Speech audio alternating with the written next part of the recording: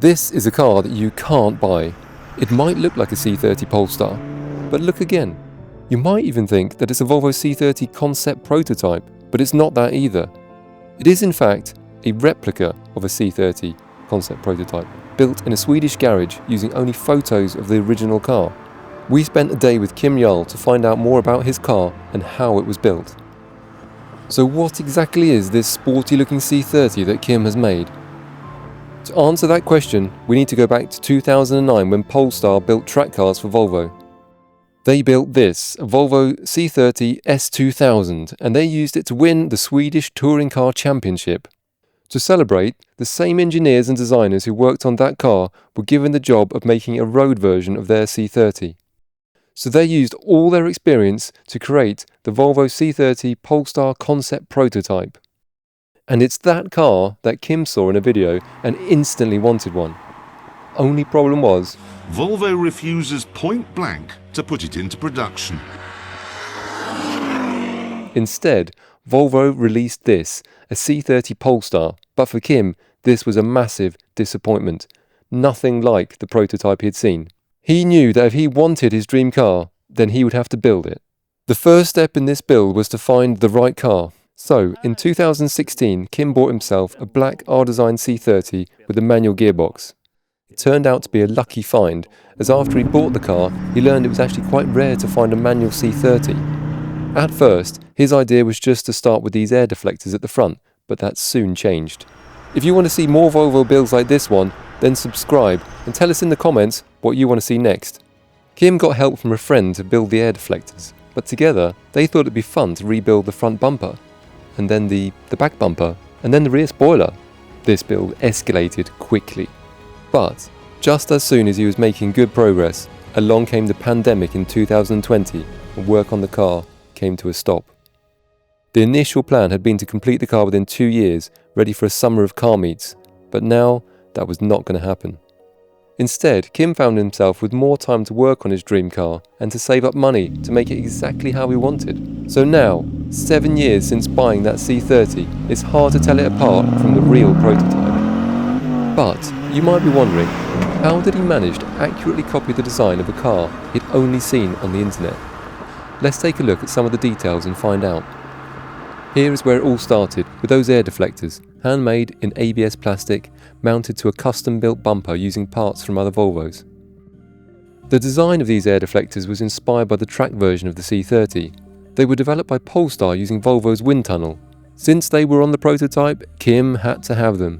To copy the design, Kim had to find as many photos as he could, showing the prototype from all different angles. These could then be used to judge the dimensions of the new parts based on things like the grille as a reference. It's not an easy process to get right. He told us that the front spoiler was actually made twice, as it stuck out too much from the car on the first attempt. Next, we take a look at the front fenders. They must be one of the most iconic parts of this car.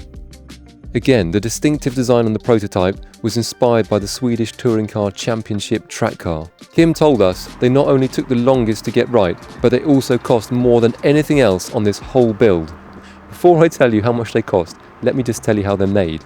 They could have been made from metal or even plastic, but Kim saw an interview about the prototype where they explained that the front fenders were made from carbon fiber. But there's no carbon fiber panels here. This is all actually carbon fiber. Oh, this is carbon. Oh, it is. Oh, it is. Oh, it is. Oh, it is all carbon fiber. Okay, very good.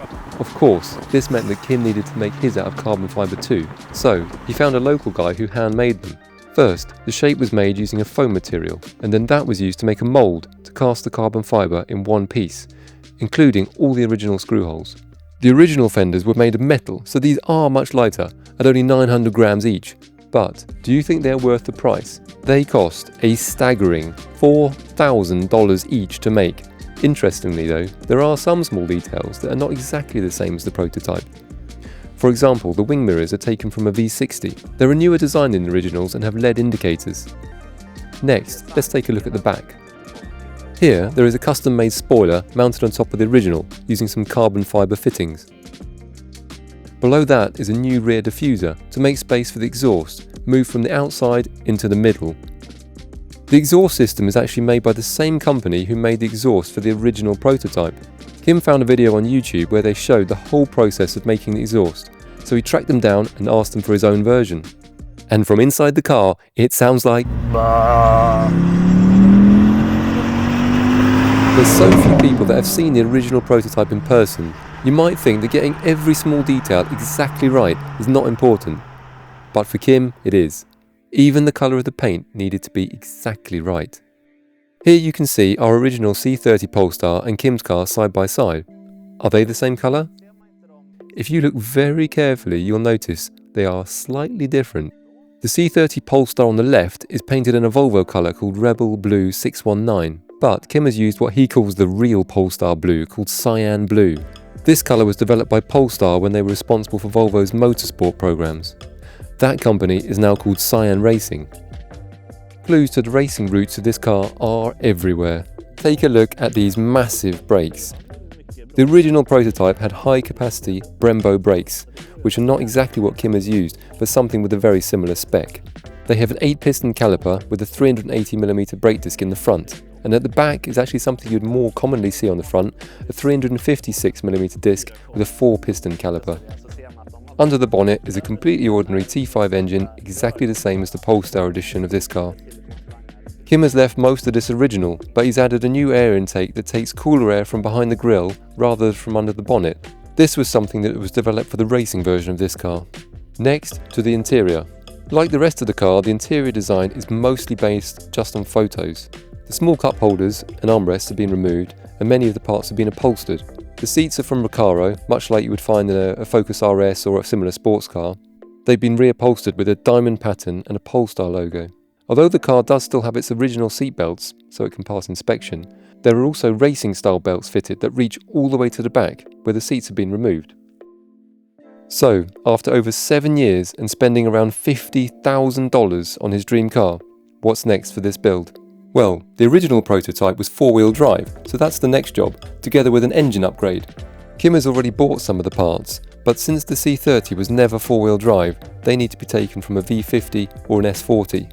This should take it from around 250 horsepower to around 500. We look forward to that test drive when it's done. To see another Volvo build like this, take a look at this special C70.